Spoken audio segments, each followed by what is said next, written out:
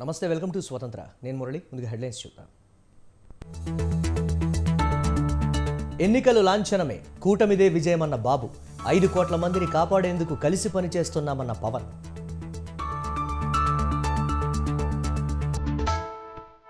వాలంటీర్లపై YCP TDP మధ్య మాటల యుద్ధం. చంద్రబాబు మోసపూరిత హామీలు నమ్మొద్దన్న సజ్జల.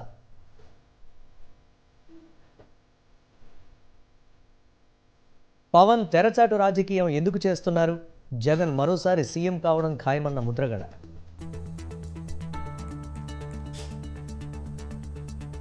జగన్ ఘరానా మోసానికి తెరలేపారు. 5 ఏళ్లలో ఎన్ని ఉద్యోగాలు ఇచ్చారన్న షర్మిల.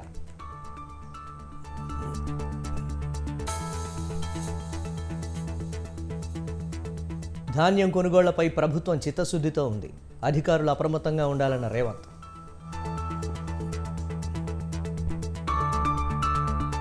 కాంగ్రెస్ వచ్చింది, కరువు తెచ్చింది. 10 ఏళ్ల కేసీఆర్ పాలనలో కరువే లేదన్న హరీష్ రావు.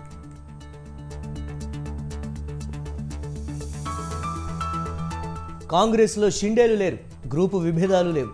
రేవంత్ నాయకత్వంలో కలిసి పనిచేస్తున్నామన్న కోమటిరెడ్డి.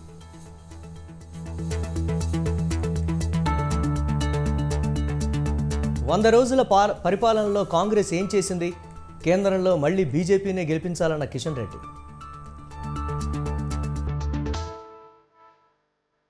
జైల్లో ఉన్న సిబిఐ ఎలా అరెస్టు చేస్తుంది? కోర్టులో కవిత పిటిషన్.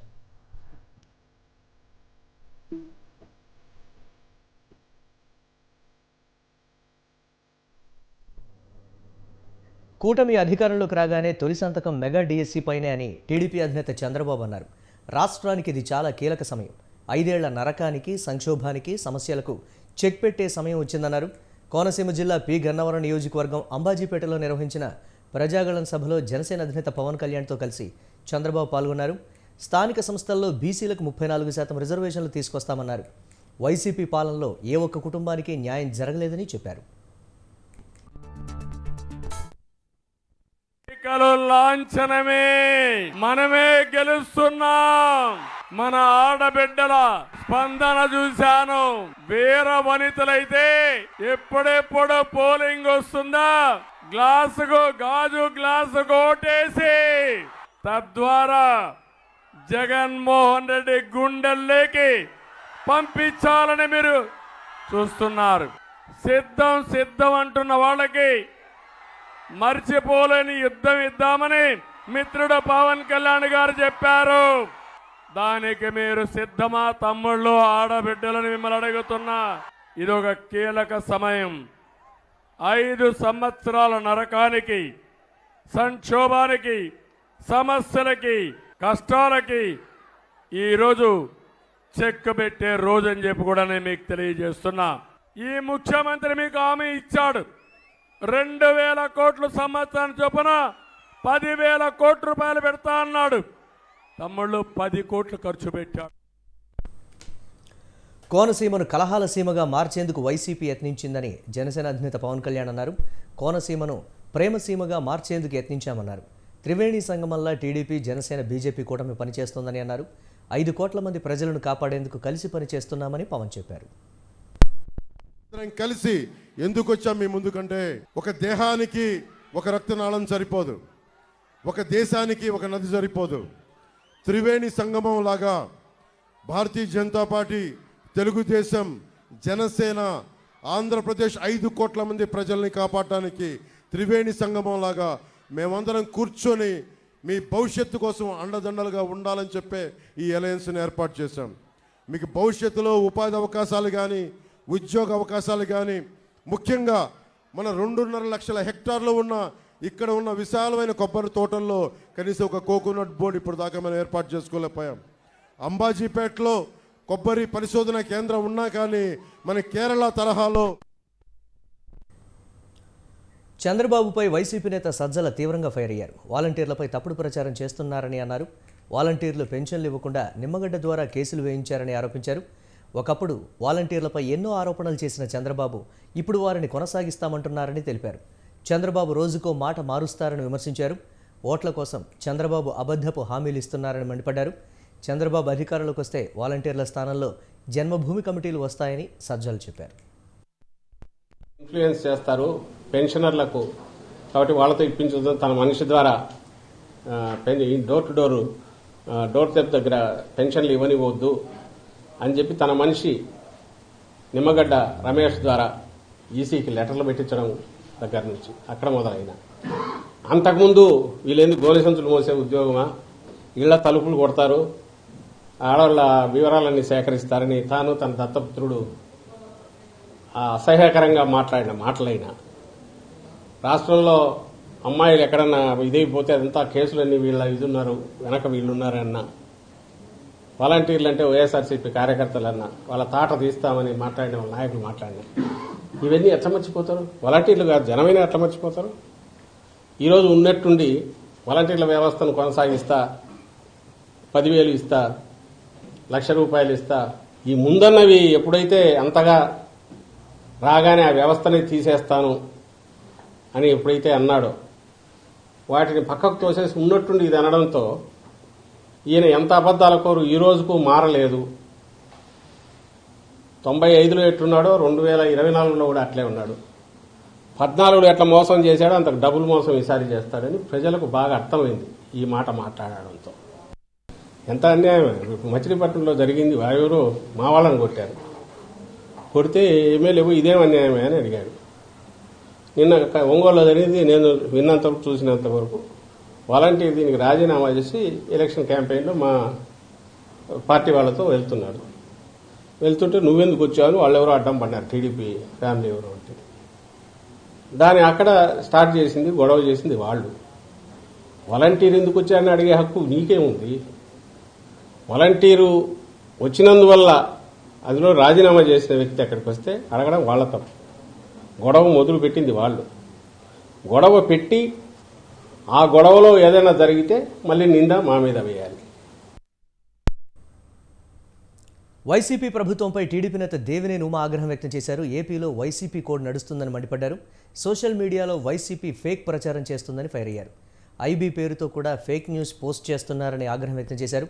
ప్రభుత్వ వైఫల్యాలను ప్రశ్నిస్తే వైసీపీ గుండాలు దాడులకు తెగబడుతున్నాయని దేవినేని పేర్కొన్నారు. మాజీ మంత్రి బాలినేని కుటుంబ సభ్యులు బరితెగించి వ్యవహరిస్తున్నారని విమర్శించారు. పోలీసు యంత్రాంగం ఏం చేస్తుందో ఎవరికీ తెలియని పరిస్థితి నెలకొందన్నారు దేవినేని.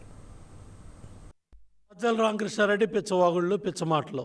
ఇక్కడ నెక్స్ట్ స్పేస్ బిల్డింగ్ తాడేపల్లిలో నెక్స్ట్ స్పేస్ బిల్డింగ్ లో fake news factory, AP digital corporation ఉద్యోగులు అక్కడ 300 మంది పనిచేస్తా ఉన్నారు. వైసీపీ పార్టీ ఫేక్ న్యూస్ తయారు చేసి ఇవాళ ఏ స్థాయికి వెళ్ళిపోయారంటే ఇంటెలిజెన్స్ బ్యూరో ఐబీ ఎంబ్లం మార్చి ఫేక్ సమాచారాన్ని, ఫేక్ న్యూస్ ని, ఫేక్ సర్వేలను కూడా ఈ ఫేక్ న్యూస్ ఫ్యాక్టరీలో ఏదైతే నెక్స్ట్ స్పేస్ బిల్డింగ్ లో సజ్జల భార్గవ రెడ్డి నాయకత్వంలో అయ్యా కొడుకులు తండ్రి కొడుకులు సజ్జల రామకృష్ణారెడ్డి తాడేపల్లి కొంపలో ఉండి మంత్రాంగం యంత్రాంగం చేస్తా ఉన్నాడు.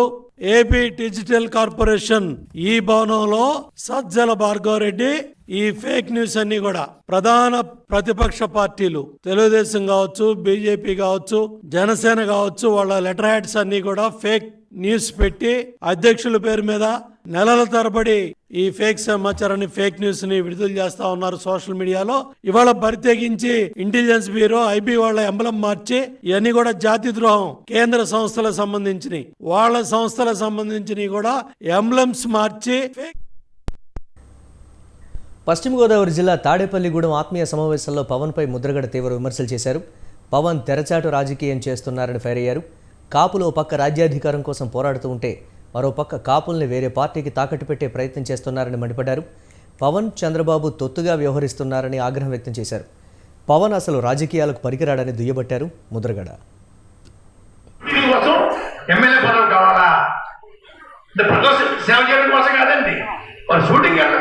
పదవి కావాలంట. ప్రజాసేవ అనే మాటే వాళ్ళు రావట్లేదండి. ఆలోచించండి, ఇంకా టైం ఉంది. అది కూడా చంద్రబాబు నాయుడు త్యాగం చేసేసి పార్టీని బ్యాక్ చేసేసి మీ షూటింగ్కి వెళ్ళిపోతే బాగుంటుందని ఆ తిరుగుకి ఏంటి మా పరిస్థితి అని చెప్పేసి బెంగపడతా ఉన్నారు. రెండవదండి, నన్ను అవమానించిన చంద్రబాబు నాయుడు గారు తోటి వాళ్ళు సేమ్ చేయొచ్చండి. స్నేహం చేస్తే నేను కూడా వచ్చేయాలంట. అది ఎంతవరకు న్యాయమే సార్? నాకు చంద్రబాబు సంబంధం ఏంటండి?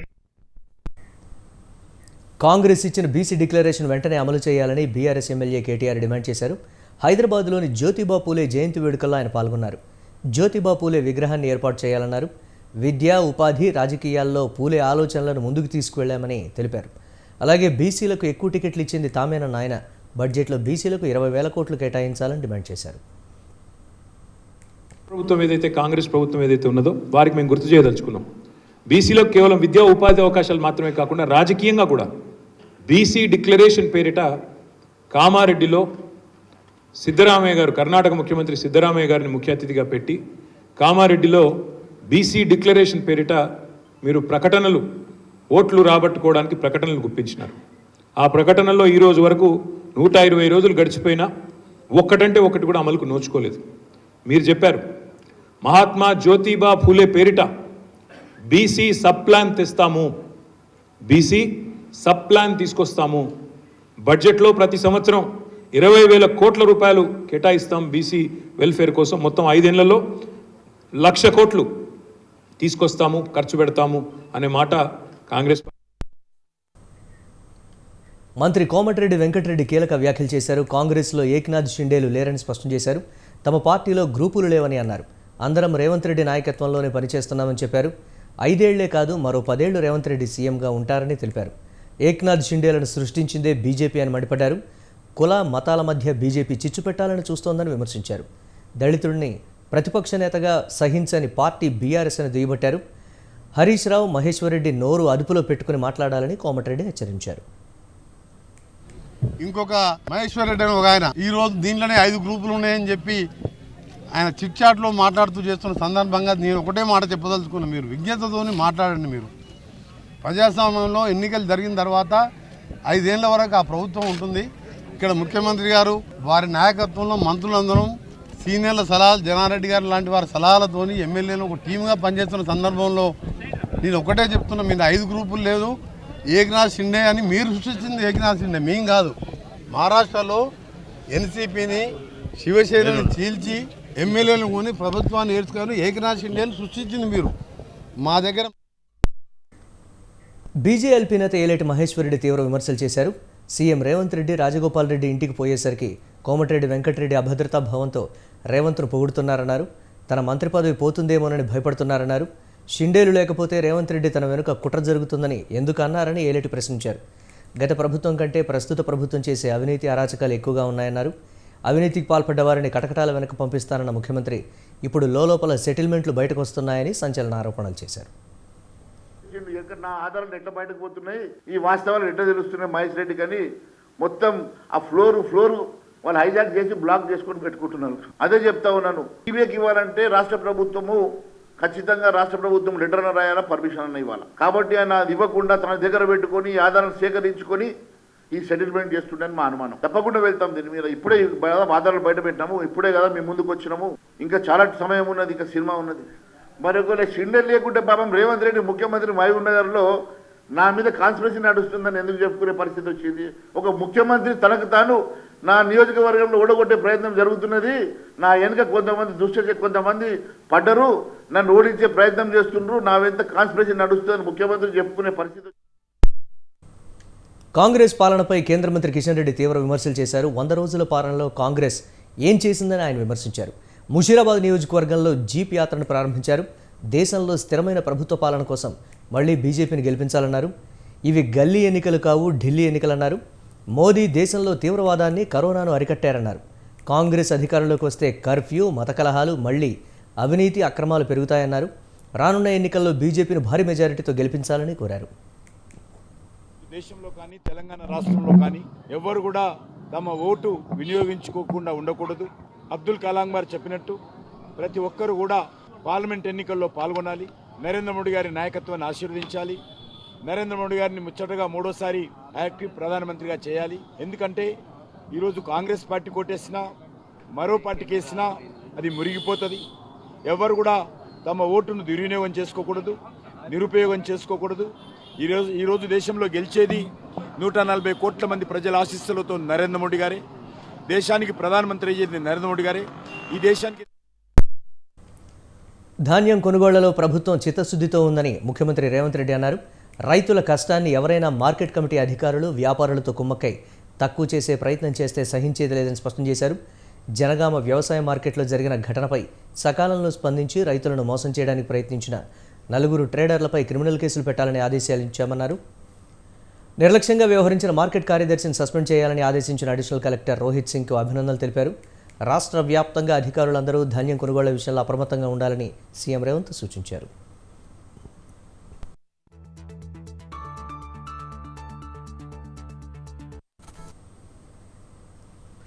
కాంగ్రెస్ అధికారంలోకి వచ్చింది, కరువు తెచ్చిందని విమర్శించారు మాజీ మంత్రి హరీష్ రావు. తెలంగాణలో లక్షల ఎకరాల్లో పంట ఎండిపోయిందని ఆవేదన వ్యక్తం చేశారు. 2 లక్షల రుణమాఫీ అయినా రైతులు ఎంపీ ఎన్నికల్లో కాంగ్రెస్ పార్టీకి ఓట్లు వేయాలి, రుణమాఫీ కాని వారు బీఆర్ఎస్కు ఓటు వేయాలని చెప్పారు. కాంగ్రెస్ ఇచ్చిన హామీలు నెరవేర్చనందుకు ఓట్ల కోసం వచ్చే ఆ పార్టీ నేతలను మహిళలు చీపురు కట్టలతో తరమాలని వార్నింగ్ ఇచ్చారు. సామెత ఉంటది, కాలు పెట్టిన యాళ్ళ అంటారు. కేసీఆర్ కాలు పెట్టిండు, 10 ఏళ్ళు కరువే లేదు. ఇప్పుడు కాంగ్రెస్ వాళ్ళు కాలు పెట్టిండు, మళ్ళీ కరువు మోపైంది. కాంగ్రెస్ వచ్చింది, కరువు మోపైంది. ఇలా రాష్ట్రం మొత్తం లక్షల ఎకరాల్లో పంట ఎండిపోయింది. మళ్ళా మోటార్లు కాలుతున్నాయి. అలేవే ఊర్ల పొన్న మళ్ళా మోటార్లు కాలుతున్నాయి. ఊర్ల పొన్న మళ్ళా బాయి గడ్డల మీద క్రేన్లు పెట్టి లోతు తీస్తున్నారు, బాయిలు అవుతున్నారు. కొత్తగా బోర్లు వేసే పరిస్థితి వచ్చింది. మళ్లీ రైతులకు కష్టాలు మోపైనాయి. ఇలా ఏ ఒక్క హామీ అమలు చేసినారు కాంగ్రెస్ వాళ్ళు? ఎన్ని చెప్పిండ్రు? ఓడదాటిదాకా ఓడమల్లప్ప, ఓడదాటినాక బోడమల్లప్ప అన్నట్టు చేసింది కాంగ్రెస్ వాళ్ళు.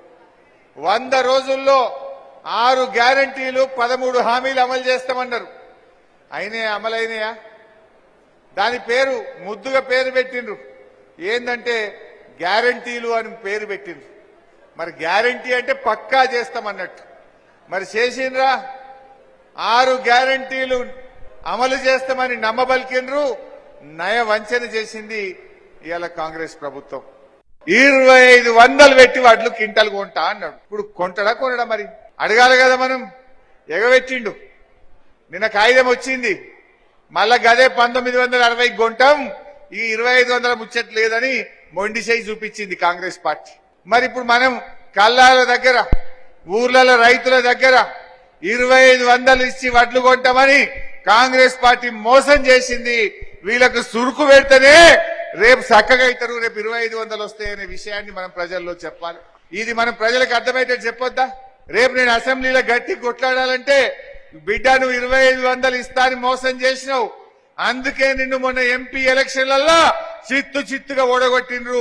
ఇప్పటికన్నా 2500 ఇయ్యని నేను గట్టిగా బల్ల గుద్ది రేపు అసెంబ్లీలో అడగగలుగుతా. అందువల్ల ఈ ఎన్నికల్లో 2500 ఇస్తామని రైతులను మోసం చేసిన కాంగ్రెస్ కు గుణపాఠం చెప్పే విధంగా రైతులకు, ప్రజలకు మనం చెప్పాల్సినటువంటి అవసరం ఉంది.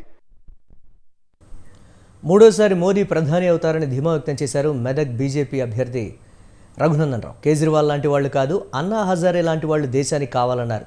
2018 మేనిఫెస్టోపై రాజకీయం చేస్తున్నారన్న రఘునందన్ తాను ఇచ్చిన హామీలపై అంబేద్కర్ చౌరస్తాలో చర్చకు సిద్ధమని సవాల్ విసిరారు. మాజీ మంత్రి హరీష్ రావు ట్రాప్లో పడొద్దని కోరారు. అమాయకులైనటువంటి ఉద్యోగులను తీసుకుపోయి వాళ్ళతోటి పోయిన అసెంబ్లీ ఎన్నికలలో దుబ్బాకలో ఏ ప్రయోగం చేసినో అదే ప్రయోగం చేద్దామని మళ్ళీ హరీష్ రావు ఆలోచించిండు. పాపం ప్రయోగం బెడిసి కొట్టింది, వాళ్ళని కూడా హరీష్ రావు కాపాడలేడు. అందుకని సిద్దిపేటలో ఉన్న ప్రభుత్వ ఉద్యోగ మిత్రులందరూ కూడా నేను 2 చేతులు జోడించి సవినయంగా చేసేటువంటి అప్పీల్, దయచేసి హరీష్. హైదరాబాద్ ఖైరతాబాద్లోని విశ్వేశ్వరయ్య భవన్లో మహాత్మా జ్యోతిరావు పూలే జయంతి ఉత్సవాలు ఘనంగా జరిగాయి. దీనిని మంత్రి పొన్నం ప్రభాకర్ ముఖ్య అతిథిగా హాజరయ్యారు. సతీ సహగమనం వంటి అత్యంత పాశవిక ఆచారాలకు వ్యతిరేకంగా పోరాడి సమాజంలో అసమానతలు రూపుమాపేందుకు తుదిశ్వాస వరకు పోరాడిన పూలే ఆశయ సాధనకు కృషి చేస్తామన్నారు మంత్రి. కార్యక్రమంలో పూలే విగ్రహానికి నిర్వహణ కమిటీ చైర్మన్ చిన శ్రీశైలం యాదవ్, బీసీ సంక్షేమ సంఘం అధ్యక్షుడు శ్రీనివాస్ గౌడ్ పాల్గొన్నారు. కాంగ్రెస్ పార్టీ నాయకత్వం రాహుల్ గాంధీ గారు కులగణన సర్వే పెట్టిండ్రు.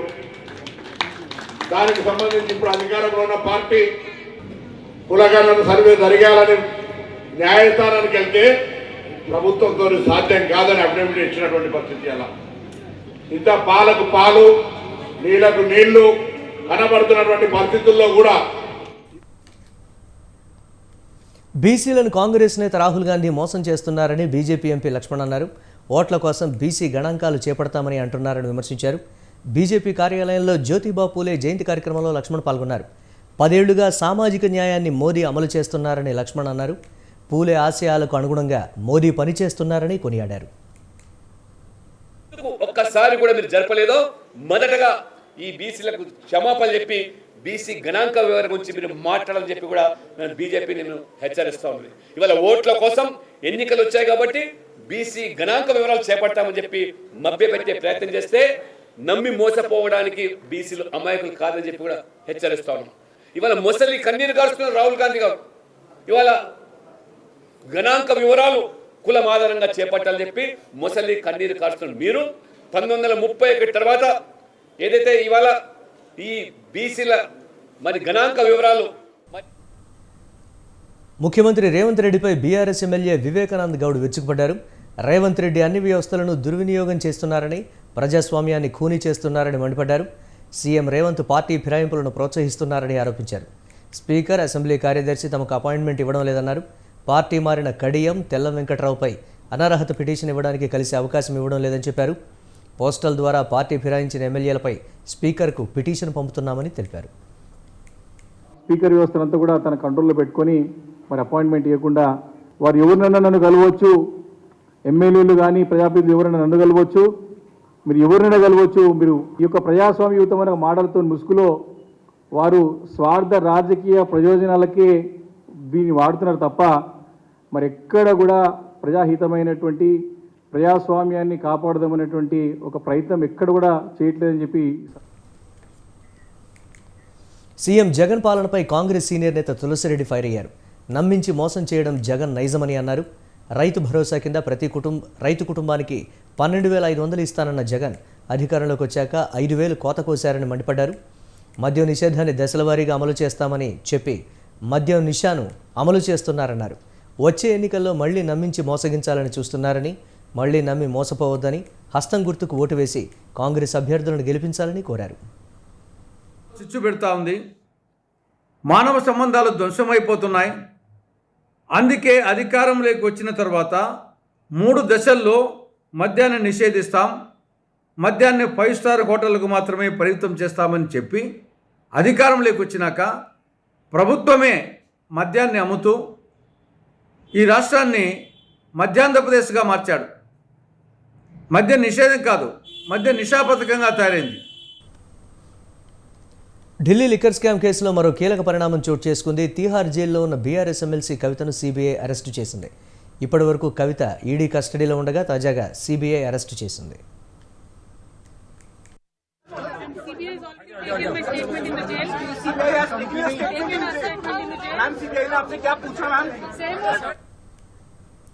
లిక్కర్ స్కామ్ కేసులో తీహార్ జైల్లో ఉన్న కవితను సీబీఐ అధికారులు అరెస్టు చేశారు. కాగా లిక్కర్ స్కామ్కు సంబంధించి తీహార్లో జైల్లోనే కవితను సీబీఐ అధికారులు విచారించారు. అనంతరం నేడు అరెస్టు చేశారు. ఈ సందర్భంగా లిక్కర్ స్కామ్లో కేజ్రీవాల్తో కలిసి కవిత కుట్రలు చేశారని సీబీఐ ఆరోపించింది. ఈ మేరకు కవితను అరెస్టు చేసినట్లు సీబీఐ ప్రకటించింది. ఇక లిక్కర్ స్కామ్ కేసులో కవితను విచారించేందుకు అనుమతి ఇవ్వాలని ఇటీవలే సీబీఐ కోర్టులో పిటిషన్ దాఖలు చేశారు. మరోవైపు కవిత రెగ్యులర్ బెయిల్ పిటిషన్పై ఈ నెల 16వ తేదీన విచారణ జరగనుంది. ఈ క్రమంలో కవితను సీబీఐ అరెస్టు చేయడం సంచలనంగా మారింది. ఇక లిక్కర్ స్కామ్ కేసులో కవితను మార్చి 15వ తేదీన ఈడీ అరెస్టు చేసింది. ప్రస్తుతం కవిత తీహార్ జైల్లో ఈడీ కస్టడీలో ఉన్నారు.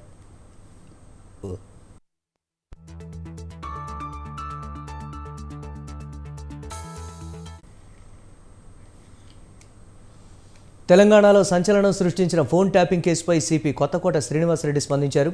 ఫోన్ ట్యాపింగ్ కేసు విచారణ పారదర్శకంగా జరుగుతుందని చెప్పారు. సమయం వచ్చినప్పుడు అన్ని వివరాలు వెల్లడిస్తామన్నారు. రాజకీయ నేతలకు నోటీసులు ఇస్తారా అనే ప్రశ్నకు త్వరలో సమాధానం చెబుతామన్నారు CP Srinivasa Reddy.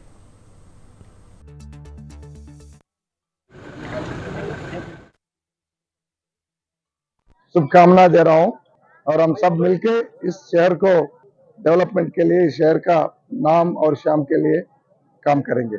Thank you so much.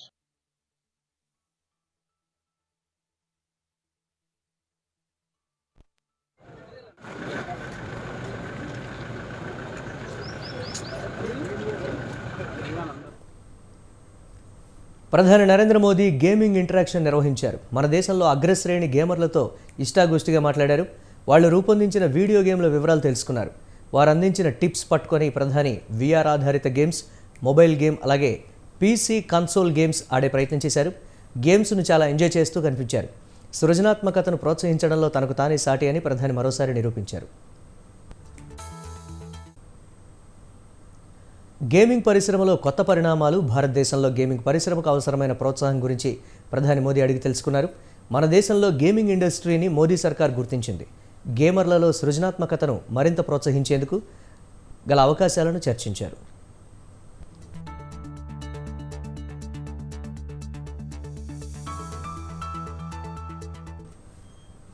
భారతీయ పురాణాల చుట్టూ ఆటలు ఎలా పెరిగాయో ఒక గేమర్ ఎత్తిచూపగా మరొకరు ప్రభుత్వం వారి సృజనాత్మకతను ఎలా గుర్తించడం ప్రారంభించిందో పేర్కొన్నారు.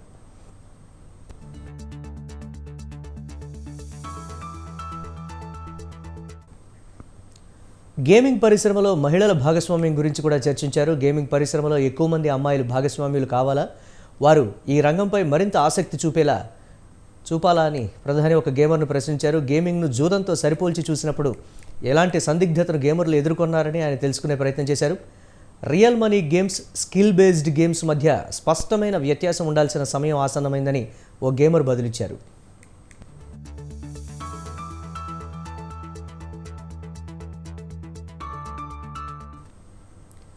ప్రధానిని కలిసిన గేమర్స్లో తీర్థి మెహతా, పాయల్ ధారే, అనిమేష్ అగర్వాల్, అను బిష్ట్, నమన్ మాథుర్, మిథిలేష్ పటాన్కర్, గణేష్ గంగాధర్ ఉన్నారు.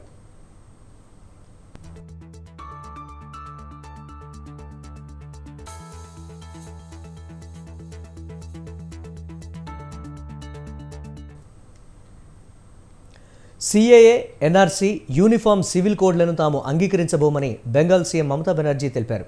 ఎవరైనా అల్లర్లు చేయడానికి వస్తే మీరంతా నిశ్శబ్దంగా ఉండాలని, వాళ్లకు మీరు ఎర కావద్దు అని కోరారు. ఈద్ సందర్భంగా నిర్వహించిన ఓ కార్యక్రమంలో దీదీ పాల్గొన్నారు. ఎక్కడైనా పేలుడు జరిగితే అక్కడ అరెస్టులు చేసేందుకు బీజేపీ NIAను పంపుతోందని ఆరోపించారు. అందరినీ అరెస్టు చేస్తే దేశం నిర్జనంగా మారుతుందన్నారు. అందరూ కలిసి ఒక్కటిగా ఉండే అద్భుతమైన అవకాశం కావాలని బెంగాల్ సీఎం మమతా బెనర్జీ చెప్పారు.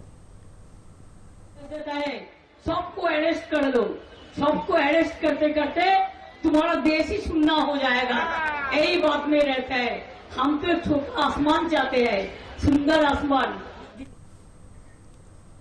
టెస్లా, స్పేస్ ఎక్స్ సంస్థల అధినేత ఎలాన్ మస్క్ ఈ నెలలో భారత్కు రానున్నారు. ప్రధాని మోదీతోనూ భేటీ కానున్నారు. ఈ మేరకు భారత పర్యటన, ప్రధానితో భేటీ ధృవీకరిస్తూ ఎక్స్ వేదికగా మస్క్ స్పందించారు. మోదీతో సమావేశమయ్యేందుకు ఎదురుచూస్తున్నట్లు చెప్పారు. ఈ పర్యటనలో భాగంగా దేశంలో పెట్టుబడులు, టెస్లా కొత్త ఫ్యాక్టరీ ఏర్పాటుకు సంబంధించిన ప్రకటనలు ఉండొచ్చని ఈ వ్యవహారంతో సంబంధం ఉన్న వ్యక్తులు తెలిపినట్లు రాయిటర్స్ పేర్కొంది. ఢిల్లీలో ఏప్రిల్ 22న ప్రధానితో మస్క్ భేటీ కానున్నారని సంబంధిత వర్గాలు తెలిపాయి. ఆపై తన ప్రణాళికలను వేరేగా వెల్లడించనున్నారని పేర్కొన్నాయి. విద్యుత్ కార్ల తయారీ ప్లాంట్ ఏర్పాటుకు స్థల పరిశీలన కోసం టెస్లా ప్రతినిధులు భారత్లో సందర్శించనున్నారని ఇదివరకు వార్తలు వచ్చాయి. ఏప్రిల్ నెలలోనే ఈ పర్యటన ఉంటుందని ప్రచారం జరిగింది. మరోవైపు టెస్లా ప్లాంట్ను ఆకర్షించేందుకు వివిధ రాష్ట్రాలు పోటీ పడుతున్నాయి. ఇందులో గుజరాత్, మహారాష్ట్ర, తెలంగాణ, తమిళనాడు రాష్ట్రాలు ఉన్నాయి. టెస్లాతో సంప్రదింపులు జరుపుతున్నట్లు తెలంగాణ ఇప్పటికే ప్రకటించింది.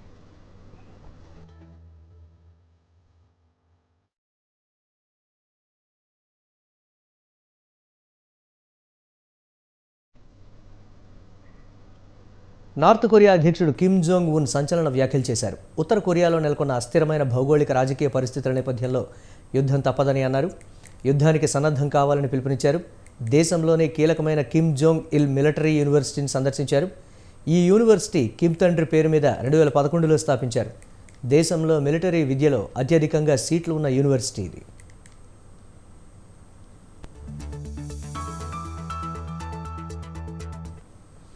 యూనివర్సిటీ సందర్శన సమయంలో విద్యార్థులు ఏర్పాటు చేసిన కార్యక్రమంలో కిమ్ జోంగ్ ఉన్ కీలక వ్యాఖ్యలు చేశారు. ఉత్తర కొరియా చుట్టూ అంతర్జాతీయంగా క్లిష్టమైన పరిస్థితులున్నాయన్నారు.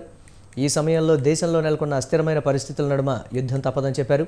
శత్రు దేశాలు యుద్ధ కావింపు చర్యలకు పాల్పడితే ఎలాంటి సంకోచం లేకుండా యుద్ధం చేయడానికి నార్త్ కొరియా సిద్ధంగా ఉందని అధ్యక్షుడు కిమ్ జోంగ్ ఉన్ వ్యాఖ్యానించినట్లు స్థానిక మీడియా పేర్కొంది.